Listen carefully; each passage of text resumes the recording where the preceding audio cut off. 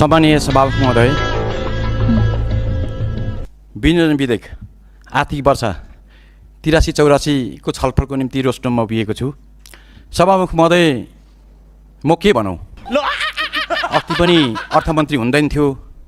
मैले अर्थमन्त्री आएपछि चाहिँ आफ्नो भनाइ राख्छु भने आज पनि जम्मा 9वटा मन्त्रालयको छलफल छ, मन्त्री 2 मात्रै हुनुहुन्छ। अब के गरौँ? अनिवार्य मन्त्रीको आवश्यक छ, किनभने मन्त्रीहरूले हाम्रो कुरो सुन्नुपर्छ। अब सभामुखलाई म निवेदन गर्दछु, म के गरौँ? यदि यो तपाईँले विधिपूर्वक यो सदन चलाउनुहुन्छ भने मन्त्री त चाहिन्छ। जम्मा 9वटा मन्त्री त अनिवार्य चाहियो नि त सभामुख महोदय।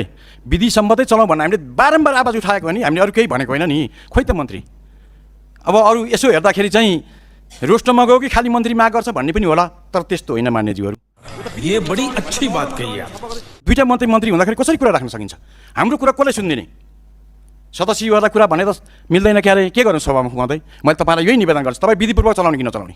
यदि विधिपूर्वक चलाउने हो भने सब मन्त्रीहरू डाक्नु पर्यो, लाइनबद्ध ढङ्गले 9 जना मन्त्री हुनुपर्छ, अनि म कुरा राख्छु।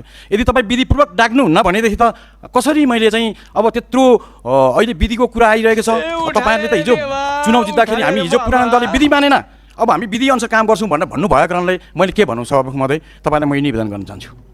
के गरौँ? भाइ ने बोला करने का तो करने का। तपाईँलाई सुनाएर हुन्न होला, तपाईँले त मैले निवेदन गर्ने। के गर्नु सभामुखमा तपाईँ भन्नुहोस्।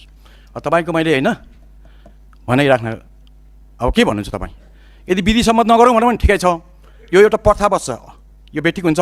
बरु 9 जना मन्त्री ल्याइदिनुहोस्, म सुनाइदिन्छु कुरो, आफ्नो कुरो। के भयो त, के आपत भयो त? अब यतै दिन्छ मलाई लाग्छ। मैं गाली नहीं दे सकता, गाली नहीं देना। फैमिली देखती है। बारेमा छुट दिनु भयो, यो गलत हुनेछ सभामुख महोदय। मन्त्री त डाक्नु पर्यो नि। अब तपाईँले 7 जना मन्त्री डाक्नुहोस्, त्यसपछि म दन्दाने आफ्नो कुरो राख्छु।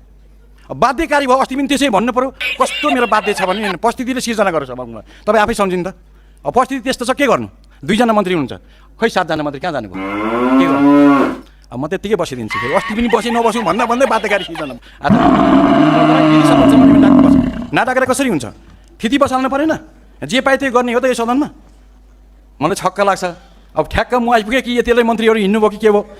ल सभामुख महोदय, मैले यही निवेदन गरेँ। म त बानी पनि पऱ्यो जस्तो लाग्न थाल्यो होइन। अब यहाँलाई कसरी छोड्नु? मन्त्री चाहिन्छ हेर्नुहोस्। मन्त्री बिना मलाई कुरो पनि फुर्दैन। समस्या त्यहाँ छैन, त्यस्तो छ नि स्थिति। मन्त्री चाहियो न, सम्भव छैन मन्त्री। अगाडि बढौँ मान्य सदस्य, अगाडि राख्नु पर्ने।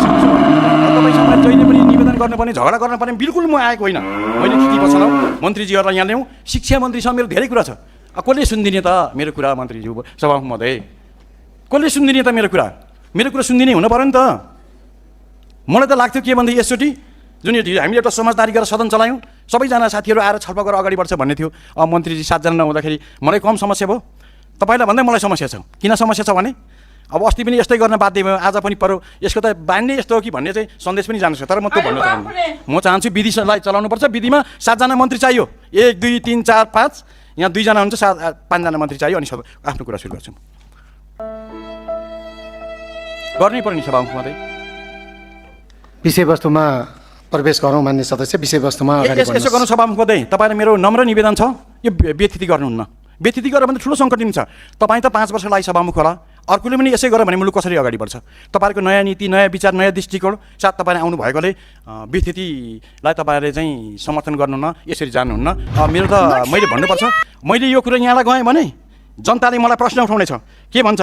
यत्रो मत दिएर पठाएको, अनि आम नागरिक समाजले भन्छ, लोकले भन्छ, पत्रकारले भन्छ, यत्रो मतदान गरेको सदस्यले नियम तोडो, विधि तोडो भनेपछि म बाहिर कसरी जानु? मलाई भरे पत्रकारले जान दिँदैन, कसरी जान दिन्छ? त्यो त मिल्दैन सभामुख महोदय। मन्त्री त चाहिन्छ। मन्त्री नभए म चुपचाप बस्छु, के गर्नु? बाध्य भयो हेर्नुहोस्, मेरो बाध्यकारी स्थिति हो हेर्नुहोस्। मेरो आफ्नो इच्छा चाहना बिल्कुल होइन। र तपाईँहरूले मानिज्यूलाई नि सजिलो हुन्छ। भोलि तपाईँहरू त मन्त्री हुनुहुन्छ नि, तपाईँहरूको बहुमत छ, पछि तपाईँहरूको पाला आउँछ, तपाईँहरूले नि सिक्नुहुन्छ। मन्त्री अनिवार्य बजेट भाषण आउनुपर्छ भन्ने सिक्नुहुन्छ नि त, त्यो पनि तपाईँले राम्रै हुन्छ। अब मैले त गर्न बाध्य भएँ। हेर्नु कस्तो अफसोस मलाई आफै लाग्छ। हेर्नुहोस् के गर्नु, म बाध्य छु। हेर्नुहोस् मन्त्री चाहियो नि।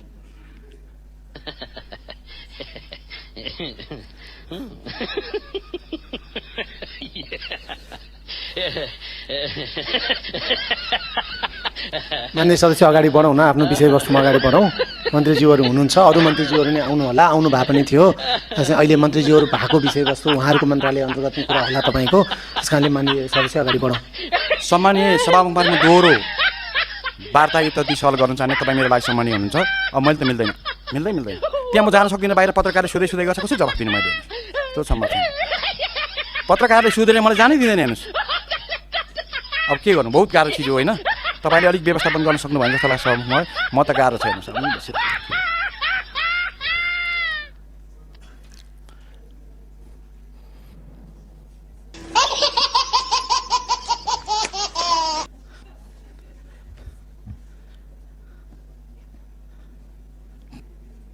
Two hours later.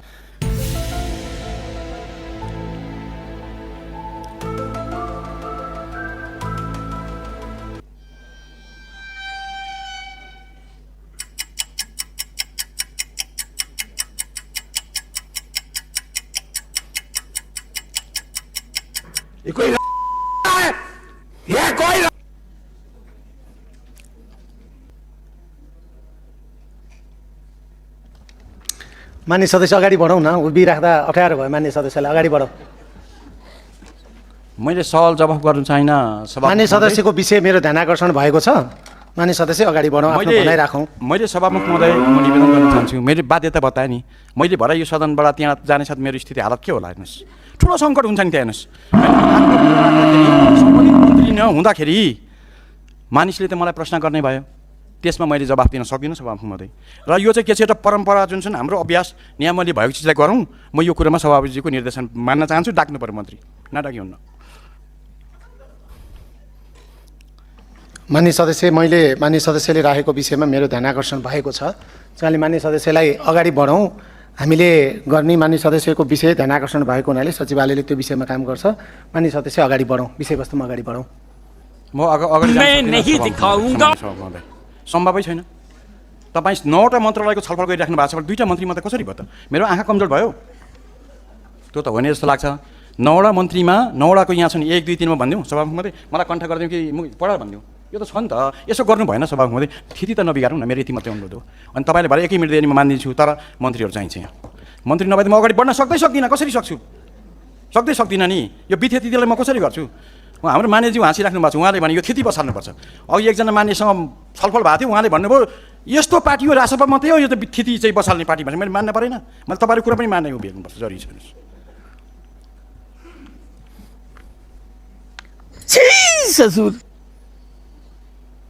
मान्य सदस्य अगाडि बढौँ न, विषयवस्तुमा अगाडि बढौँ। मान्य सदस्यको विषय चाहिँ सभामुखलाई ध्यान आकर्षण भएको छ। क्या बात कर रहे रे बाबा? सामान्य सभामुख महोदय, म तपाईँको कुरा अक्षर पालन गर्छु, तर अहिले सक्दिनँ। किन सक्दिनँ? यो त विधि र थिति त म तोड्न सक्दिनँ। तपाईँले एउटा कुरा भन्नु सभामुख महोदय, मैले आजसम्म चाहिँ कुनै मन्दिरहरूमा जान्न, तर मैले जनतालाई भगवान माग्छु। जीवित भगवान मेरो भगवान हो, तिनले आशीर्वाद दिएर पठाएको। आज के लिए फिलहाल इतना ही। आपकी तरह मैं भी मायूस हूं। मान्य सदस्यहरू, उम्मीद यो बैठक आजै 15 मिनटको लागि स्थगित हुन्छ। टूटा तो नहीं है और उम्मीद का दामन छूटा तो नहीं है, इसलिए आज के लिए इतना ही। रन।